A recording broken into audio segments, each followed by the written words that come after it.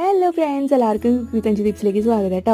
ഇന്ന് നമ്മൾ കാണിക്കാൻ പോകുന്നത് നല്ല അടിപൊളിയായിട്ടുള്ള പാൽ സർവത്തിൻ്റെ റെസിപ്പിയാണ്. അപ്പോൾ അതിനുവേണ്ടി ചിയ സീഡ്സ് കുറച്ചെടുത്തിട്ട്, വളരെ കുറച്ച് കേട്ടോ, ഒരുപാട് വേണ്ട, കുറച്ചെടുത്ത് വെള്ളത്തിലൊന്ന് ഇട്ട് വയ്ക്കുക. ഒരു 5 മിനിറ്റ് ഇടുമ്പോഴേക്കും ഒന്നിങ്ങനെ വീർത്ത് വരും. എന്നിട്ട് അതൊന്ന് അരിച്ച് മാറ്റി വയ്ക്കുക.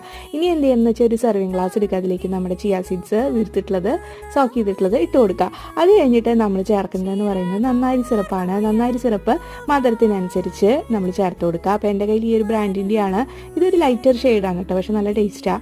അപ്പോൾ അത് ചേർത്ത് കഴിഞ്ഞാൽ അങ്ങനെ പ്രത്യേകിച്ച് നമുക്കൊരു വ്യത്യാസം തോന്നില്ല കലക്കി എടുക്കുമ്പോൾ, പക്ഷെ നല്ല ടേസ്റ്റ് ആയിരിക്കും. അത് കഴിഞ്ഞിട്ട് നമ്മൾ അതിലേക്ക് നല്ല തണുത്ത പാൽ ഒഴിച്ചു കൊടുക്കുക. അതല്ലെങ്കിൽ മിക്സിയിൽ പാലും നന്നായി സിറപ്പും കൂടി നന്നായിട്ടൊന്ന് അടിച്ചെടുത്തതിന് ശേഷം ഇതുപോലെ ഒഴിച്ചു കൊടുത്താലും മതി.